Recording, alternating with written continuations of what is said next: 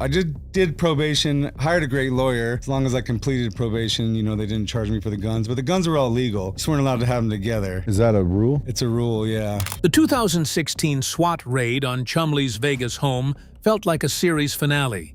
But by 2026, he wasn't just surviving. He was quietly crushing Rick's merchandise sales. My entourage days are over. I'm actually a workaholic. All I do is work. I pretty much work 7 days a week. How'd you get into it? I had to find something else to do. While the Harrisons haggled over rusty relics, the bumbling sidekick weaponized mockery into a passive cash empire involving candy tourism and a brilliant $155,000 company flip. This is the ultimate underdog flex. Let's dive in. The pawn shop goofball hired. In 2002, Rick Harrison found himself drowning in inventory disputes with his son Corey, and the solution he landed on made absolutely no business sense by traditional metrics. He hired 19-year-old Austin Russell, a childhood friend of Corey's with zero expertise in antiques, zero experience in sales, and absolutely no ability to distinguish between a 19th century musket and a modern replica. According to the employment records cited by Market Realist, Russell wasn't brought on to evaluate merchandise or negotiate with customers. His entire job description boiled down to keeping Corey company during long shifts and lightening the mood when arguments over dusty inventory turned heated. In a shop built on the Harrison family's decades of accumulated expertise, Russell represented something entirely different. He was a personality, pure and simple, a gamble that Rick took not because the kid could spot a fake Rolex, but because he made the long hours bearable. According to the business history tracked by ScalingUpExcellence.com, this wasn't just a friendly arrangement for long. By 2010, Russell realized his likable loser image was actually a commercial powerhouse, leading him to form his own personal merchandise company. But here's the kicker. He sold a 50% stake in that very company to Rick Harrison for $155,000. It looked like a buyout, but it was actually a masterstroke. Chumlee offloaded the logistics of shipping t-shirts and hats to the shop's infrastructure while keeping the rights to the most valuable asset in the room, his own face. This $155,000 buyout wasn't just a quiet business deal. It created a massive internal rift that the show's producers tried to keep off camera. For years, the gold and silver pawn shop functioned as a singular entity where Rick was the face of the franchise. When Russell split his merchandise rights, he effectively became a competitor operating under the same roof. By 2026, internal audits suggested that Chumlee branded t-shirts, bobbleheads, and novelty items were moving at a 3-to-1 ratio compared to standard shop gear. While Rick was focused on the high barrier-to-entry world of high-end antiques, Russell was playing a high-volume, low-friction game.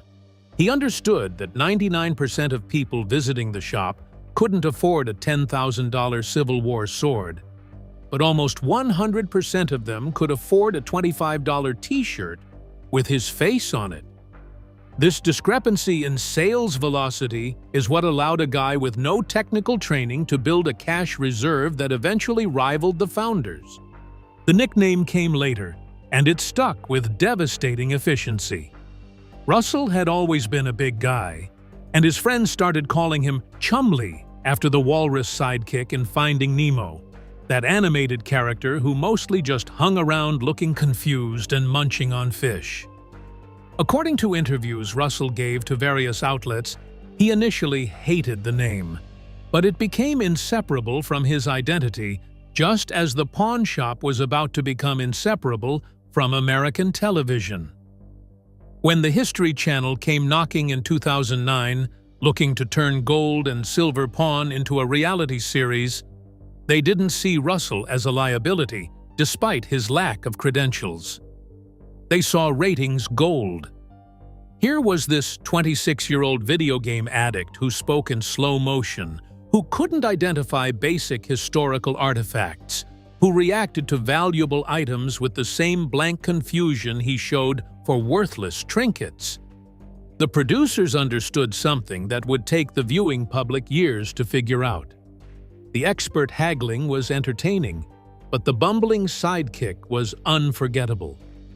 There is a persistent myth that the nickname came from a walrus in a Disney movie, but the technical truth is rooted in 1960s animation.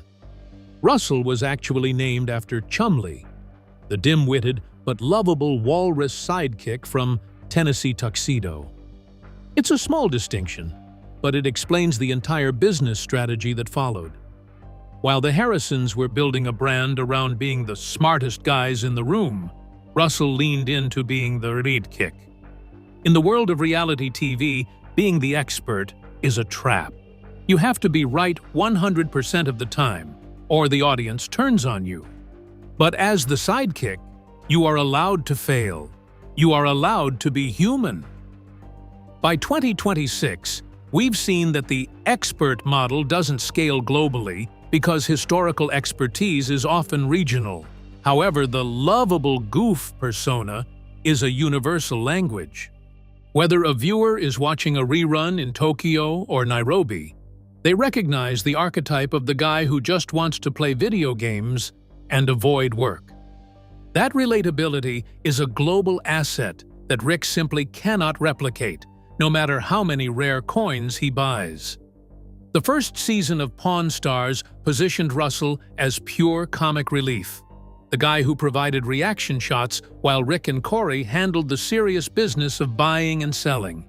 When a customer brought in a 19th century Colt revolver, the camera would cut to Russell, trying to look knowledgeable before asking if it was from the Civil War or World War II, sometimes both in the same sentence. The audience laughed. Online forums mocked his intelligence. Comment sections are filled with variations of, "How did this guy even get hired?" But here's where it gets interesting. While the experts were busy establishing their credibility and protecting their reputations, Russell was accidentally building something more valuable than expertise. He was building forgiveness. Viewers didn't tune in to see if he would correctly identify a piece of pottery. They tuned in to see what he would get wrong next, and somehow that anticipation created a loyalty that no amount of antique knowledge could manufacture. According to the analysis from Scaling Up Excellence, this early undervaluation became the seed for everything that followed. The show's producers initially treated Russell as disposable, a flavoring agent that could be replaced if necessary. The Harrisons certainly viewed him that way, tolerating his presence because he made good television even if he made terrible deals. But Russell understood something that took years to become obvious. In a marketplace saturated with experts claiming authority, being the approachable idiot was actually a power move. Every joke about his incompetence, every meme about his confusion, and every viral clip of him saying something ridiculous, it all fed into a persona that transcended the show itself. While Rick and Corey were trapped behind the counter, bound by the necessity of maintaining their expertise, Russell was free to become whatever the audience wanted him to be. The uncomfortable truth that emerged over the following seasons was that the guy who knew the least about the business was slowly capturing the largest share of the audience's attention. Merchandise featuring Russell's face outsold Harrison-branded products. His social media following dwarfed the official show accounts. When he opened a candy shop in 2017, the lines wrapped around blocks while the pawn shop's foot traffic remained flat.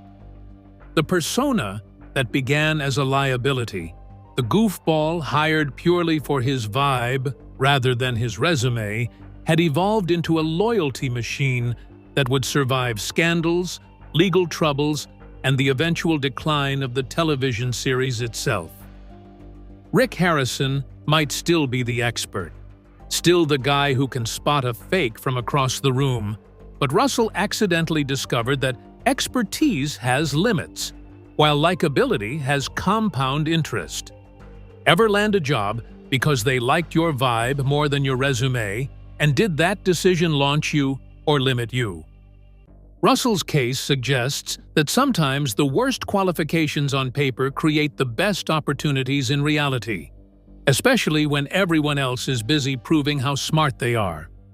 That goofy shield he built in those early seasons, the hapless video game addict who couldn't tell a musket from a machine gun, protected him in ways that expertise never could. But shields can become targets. And fast forward 4 years from those innocent beginnings, SWAT teams were about to kick in his door, turning that carefully constructed persona into potential prison bait. Let's check it out. Raid that should have bankrupted him. At 6 in the morning on March 30th, 2016, Las Vegas Metro Police SWAT officers used a battering ram on the front door of Austin Russell's home, while helicopters circled overhead and neighbors filmed from behind parked cars. The search warrant they'd obtained suggested serious criminal activity, and what they found inside confirmed their suspicions. 12 firearms were scattered throughout the residence, some of which were illegal under Nevada law due to modifications and registration issues.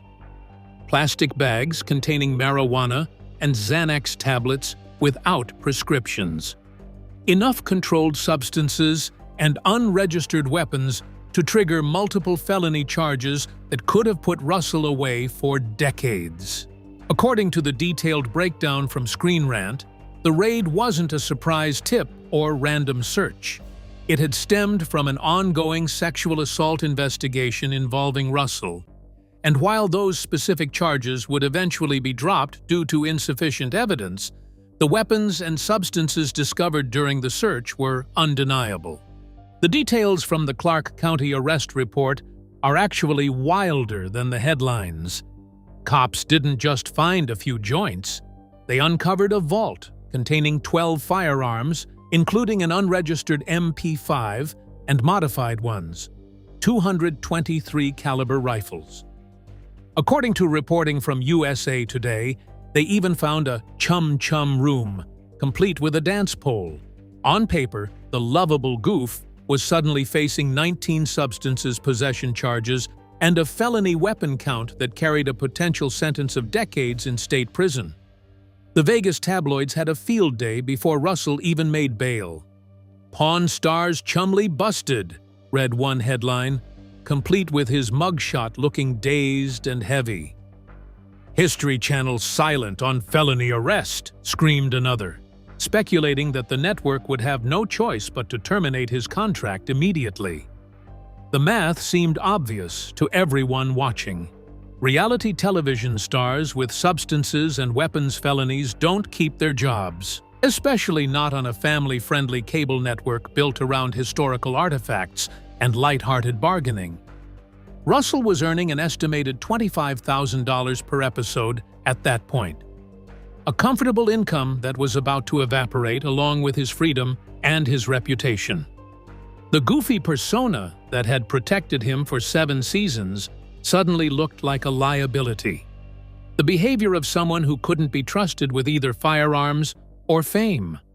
According to the Clark County court records, Russell's legal team pulled off a massive save using a stay of adjudication deal.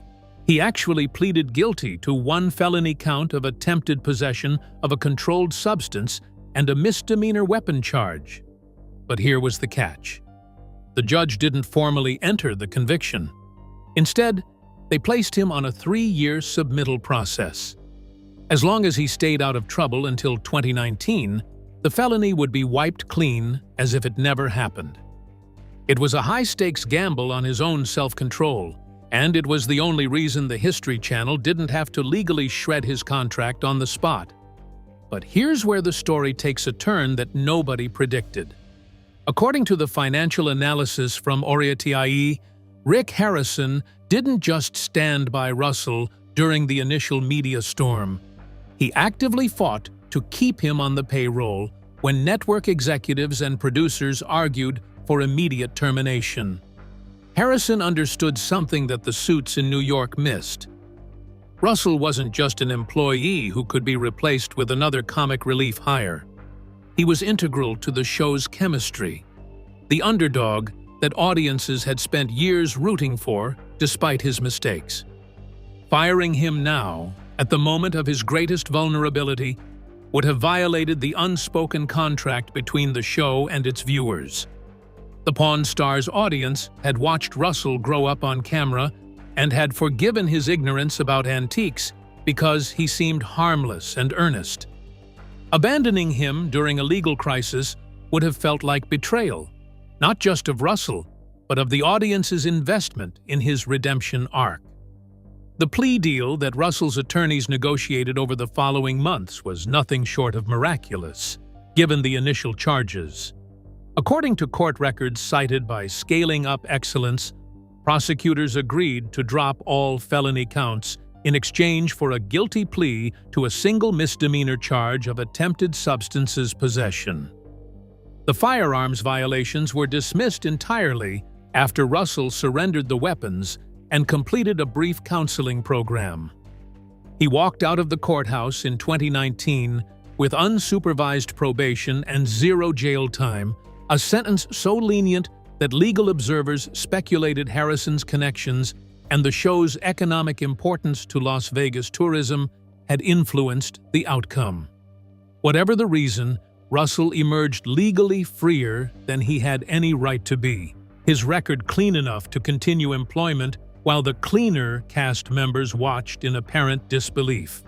But the comeback wasn't just about courtrooms and legal technicalities. By 2019, Russell realized that if he wanted to be taken seriously as a businessman, he had to shed the unhealthy sidekick image once and for all. According to reports from the medical team at Blossom Bariatrics, Russell underwent a life-changing gastric sleeve surgery. He didn't just lose a few pounds, he underwent a total physical transformation, dropping a staggering 160 pounds. He went from a dangerous 350 pounds down to a lean 190, fundamentally changing how he appeared on camera. This wasn't just about health, it was a branding masterstroke. He was no longer just the guy eating a sandwich in the break room. He was a sharp, energized version of himself, ready to run a multi-million-dollar merchandise empire. It proved to the fans and the network that the Chumlee they knew was a character he could control, not a life sentence of stagnation. The scandal should have destroyed him. Instead, it reinforced the underdog narrative that had always been his greatest asset. Fans rallied on social media with hashtags supporting Chumlee, arguing that the punishment fit a non-violent offender who had made mistakes rather than a criminal mastermind. Merchandise sales actually spiked during the legal proceedings, as if viewers were voting with their wallets to keep Russell economically viable while the justice system determined his fate. The fool's gold armor proved thicker than anyone imagined, absorbing impacts that would have shattered more polished armors. Russell's bumbling persona, the same quality that made him a target for ridicule, now made him sympathetic. He wasn't a calculating substances dealer in the public imagination. He was the lovable screw-up who had gotten in over his head, exactly the kind of character that American audiences love to forgive. When your boss watches you endure a public scandal that could have ended everything and chooses loyalty over liability, you face a choice that defines your future. Do you rebuild carefully, grateful for the second chance, or do you run from the spotlight that nearly burned you? Russell chose to rebuild, but not in the way anyone expected. He didn't just return to the pawn shop counter and resume his role as the comic relief. He used the probation years to plan something bigger, something that would prove his value extended far beyond television episodes. With his legal troubles finally lifted in 2019, but cash reserves depleted from legal fees, Russell made a move that seemed absurd on the surface. he planted a candy flag right across the street from the pawn shop's chaos, opening a business that would either cement his comeback or prove he had learned nothing from his mistakes. Candy Shop, the sweet underdog bet. In November 2017, Austin Russell opened a storefront so close to gold and silver pawn that tourists could buy a vintage Rolex and a bag of sour gummy worms without crossing the street. Chumlee's Candy on the boulevard wasn't just a business venture. It was a strategic declaration that Russell understood something Rick Harrison never would. The future of his income wasn't locked behind a counter, haggling over Confederate currency, or verifying the authenticity of medieval armor. It was standing on the sidewalk, smiling for selfies, and selling nostalgia in cellophane wrappers to people who had already proven they would spend money to feel closer to television fame. According to the reporting from MyNBC15, Russell partnered with his brother Dino to launch the operation, keeping it strictly family-run and low overhead. They stocked the shelves with retro candies that triggered childhood memories, the kind of sugar-loaded products that required no expertise to evaluate and no insurance to protect against theft or depreciation. While Harrison was across the street, sweating over seized assets and loan defaults on high-value items, Russell was selling $5 bags of candy to tour buses that stopped specifically because his face was on the sign. The business model was almost insultingly simple. Millions of visitors came to Las Vegas annually specifically to see the Pawn Stars shop, and Russell had positioned himself to intercept that foot traffic before it ever reached Harrison's door. The location was everything. According to financial analysis from Equity Atlas, the shop sat directly on the sidewalk where tour buses unloaded, meaning Russell didn't have to advertise or market.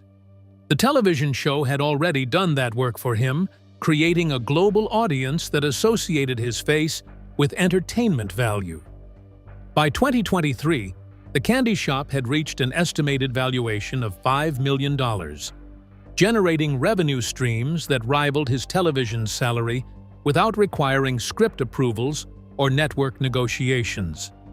The Christian Post covered the opening as a novelty story, another quirky celebrity business venture that would probably fail within a year. Instead, it became the foundation of Russell's financial independence, a raid-proof diversifier that insulated him from the volatility of reality television and the specific risks of the pawn business. Here's what made the candy shop brilliant in ways that Harrison's operation couldn't match. Pawn inventory is risky capital. Every item behind Harrison's counter represents a loan given or a purchase made, with the constant threat of depreciation, fraud, or legal seizure. Russell's inventory was essentially immune to these problems. Candy doesn't get confiscated by police during raids. It doesn't require authentication experts to verify its origins. It doesn't depreciate while sitting on shelves, and it certainly doesn't demand the kind of security infrastructure that Harrison's high-value items require. The margins on bulk candy are modest, but the volume of tourists passing through Russell's doors turned modest margins into substantial cash flow. According to the detailed breakdown from the Chumlee Candy Shop net worth analysis, the business leveraged Russell's persona in ways that transcended the television show itself. Fans weren't just buying sugar. They were buying proximity to the underdog they had watched survive scandal and legal trouble.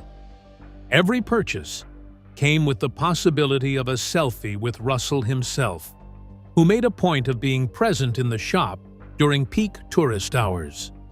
This transformed the business from a simple retail operation into an experience economy venture, where the product was almost secondary to the interaction.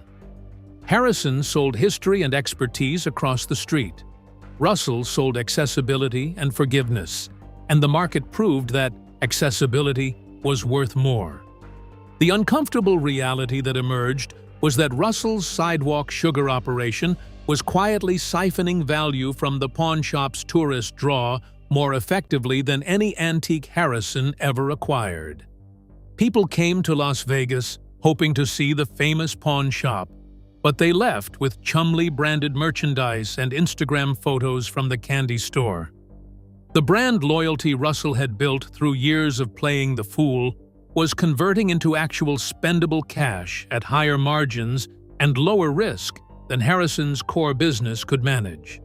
While Rick was still evaluating the provenance of 19th-century firearms, Russell was counting daily receipts from impulse purchases that required zero expertise to facilitate. When your entire public identity becomes a tourist attraction, you face a choice about how to monetize that attention. Do you lean into the spectacle and risk becoming a clown show? Or do you structure the experience to create sustainable cash flow? Russell's candy shop proved that the line between those options is thinner than most entrepreneurs assume. He turned his fame into a literal tourist trap, but one that generated millions in valuation while requiring none of the stress or liability that came with Harrison's empire. But still, one question remains unanswered. When you're outselling the boss and building something that functions better than the original, does being the richest even matter? Or has Russell already won in ways that net worth can never measure? Myth bust, not richest, but smartest, cash king. The 2026 financial reality looks nothing like those clickbait articles from 2021 that declared Chumlee the secret richest member of Pawn Stars. According to the updated net worth analysis from Tuco, those headlines were always more hype than math, fueled by speculation about Russell's merchandise empire rather than actual liquidity. The current ledger tells a more nuanced story. Rick Harrison sits atop the pile with approximately $12 million in total assets, though most of that value is locked in pawn inventory, commercial real estate, and the depreciating machinery of a television production. Corey Harrison holds roughly $4 million, similarly tied to the family business and its associated overhead. Austin Russell's estimated $5 million puts him firmly in third place by traditional metrics. The bronze medal position that matches exactly where everyone expected him to finish when the show began in 2009. But here's where traditional metrics fail to capture what's actually happening. According to the detailed breakdowns from Wardio and Net Worth List, Harrison's $12 million represents a fortress of illiquid assets that require constant maintenance, authentication, and market conditions to convert into spendable cash.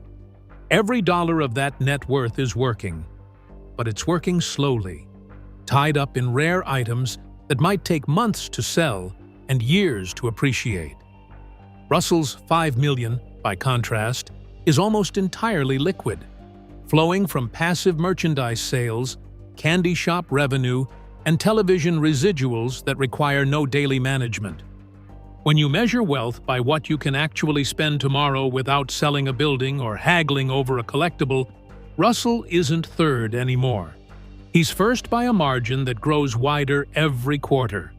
The fool's gold payoff that Russell discovered was that underestimation creates an arbitrage opportunity in the attention economy. While Harrison and his son were busy proving their expertise, demonstrating their knowledge, and protecting their reputations as serious dealers, Russell was mining the unexplored territory of fan affection.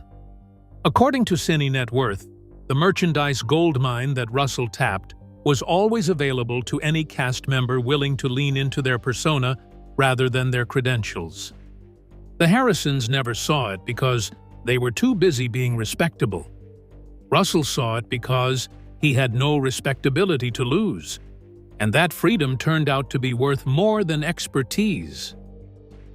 The uncomfortable truth that emerges from comparing these financial portfolios is that pawn professionals hoard rust while the clown prints fresh bills. Harrison's expertise allows him to identify valuable items, but it also traps him in a business model where every transaction requires his personal attention and every asset requires physical storage. Russell's ignorance of antiques freed him to build systems that generated revenue without his presence. digital merchandise platforms, and candy shop operations that functioned whether he was on camera or not. According to Punflakes, this distinction between asset-rich and cash-rich represents the fundamental difference between looking wealthy and being wealthy in ways that matter for daily life. When you measure your own financial health, do you count total assets or pocket cash? The question isn't academic. It's the difference between feeling secure and actually being secure. Harrison could sell a rare coin collection to cover an emergency, but that requires finding a buyer, verifying authenticity, and negotiating a price. Russell just checks his merchandise sales dashboard and watches the deposits hit his account. Both men are millionaires by any standard, but only one of them has built a money machine that works while he sleeps. Now, as we sit in 2026, the gap is widening because of one word: automation. While Rick Harrison is still physically tied to the gold and silver pawn shop, dealing with rising overhead, security costs for high-value items, and the slow decline of cable TV, Russell has moved entirely into the digital fast lane. According to recent 2026 digital commerce audits, Russell's team has optimized his online store to handle global fulfillment without him ever touching a box. He isn't just selling t-shirts, he's leveraging AI-driven marketing to target fans in Europe and Asia who discovered the show through streaming reruns rather than live broadcasts. He has successfully decoupled his income from the shop's physical location. While the Harrisons are effectively asset-rich and time-poor, Russell has built a life where his money works 24/7. He isn't just the smartest cash king in the shop. He's the only one who figured out how to make the shop's fame work for him while he's off-grid or traveling. The digital scaling that Russell is reportedly exploring suggests this gap will only widen. As Pawn Stars' viewership declines and the History Channel shifts programming priorities, Harrison's television income will shrink while his overhead remains fixed. Russell's merchandise operation, already largely digital, can scale without physical expansion, selling t-shirts and branded accessories to a global audience that no longer needs to watch the show to recognize his face. The Fool's Gold Rush, that began with a candy shop and novelty mugs, is evolving into something that transcends the television program entirely. Russell's journey from raid target to cash king is complete, but it looks nothing like the traditional success story the show pretends to tell. He didn't win by becoming the best appraiser or the sharpest negotiator.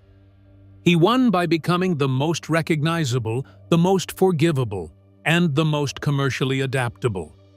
The title of this video promised he became the richest, and technically, that's a myth. But what he actually built might be more valuable than simple net worth. He constructed a liquid empire that functions better than the original, generates cash faster than the experts, and proves that playing dumb was always the smartest move on the table. Now, when you watch Pawn Stars, you'll see it with entirely new eyes. So here's the real takeaway. Chumlee's $5 million in liquid cash from merch and candy doesn't just compete with Rick's $12 million on paper. It actually functions better in real life. That $155,000 deal back in 2010? It boomeranged into a sales lead that Rick never saw coming.